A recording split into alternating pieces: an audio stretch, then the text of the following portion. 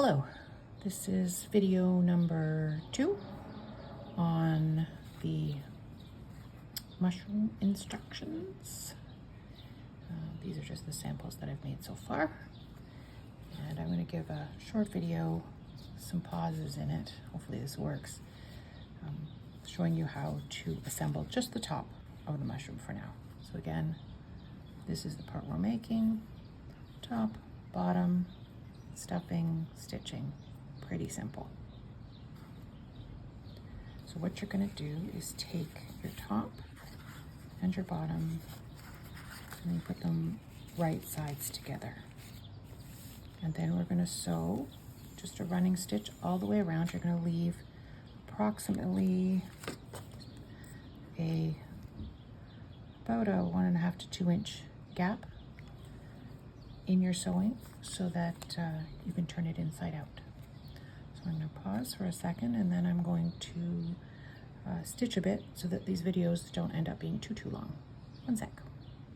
Okay, I have sewn a running stitch all the way around the outside and left a gap.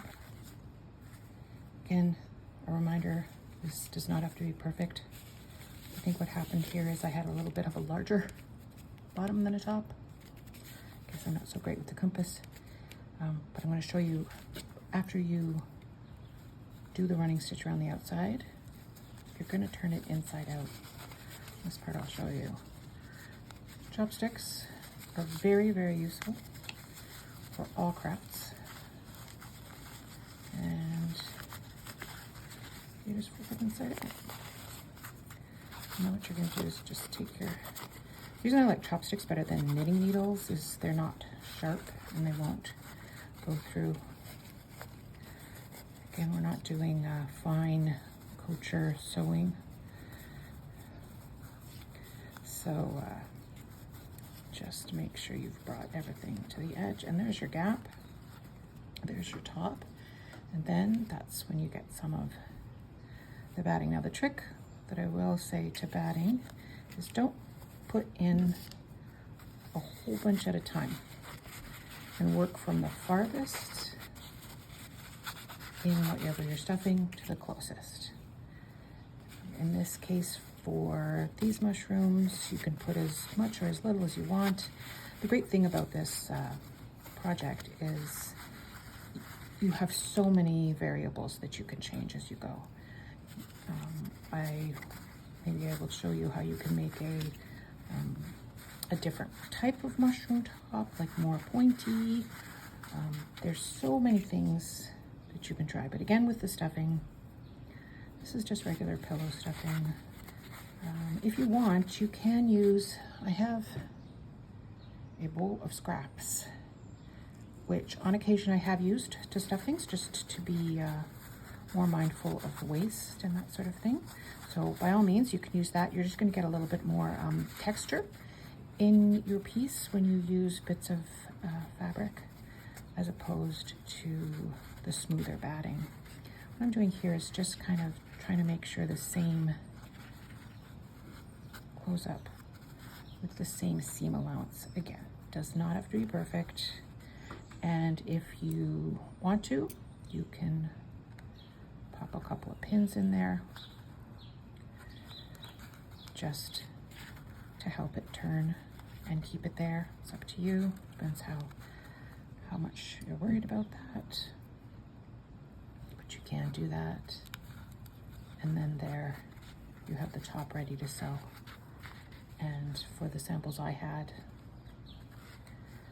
I sewed around a few times to get some texture. There's different ways you could do it. Small stitching, large stitching, it's entirely up to you. Just pause for another moment and stitch all the way around and then show you what the completed mushroom top looks like. So you can see I've gotten almost all the way around. I've been pulling it a bit tight to give a bit of a crimply edge. Thought I'd show you when I was getting to this point. Just tuck everything in. Again, these mushrooms can be as unique as you are. Do not worry if it doesn't turn out exactly or perfectly. That's not the goal. Each mushroom you find in the forest is unique, so we're going with the same idea here. See how when you pull it, you can get a little ripple effect? Nobody needs to know that you didn't mean to do it that way. Here you can just hide those, or I'm using white just so it's easier for you to see, but I used white in any of them, to be honest. And when you get to the end, does this little trick hopefully work because I'm videoing it. I tie a little knot fairly close to the end, and then I go back in. This is easier because this, oh, it's probably not meant shot here. This fabric silk on the bottom that I just happen to have. Apologies for the sniffling. And of course, usually you can just pop it in, pop it back through. You can hear it when it pops. Doesn't want to do it today. Makes a little cool pop sound. I won't worry about that right now. And you have your little top. Just move around your stuffing. Again, see how the stitching can make it crimply. Then you can continue to add embellishment to your top at this point.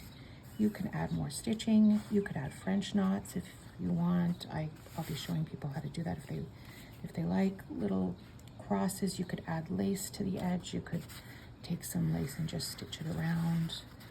Again, that's how you're going to create the top of your mushroom.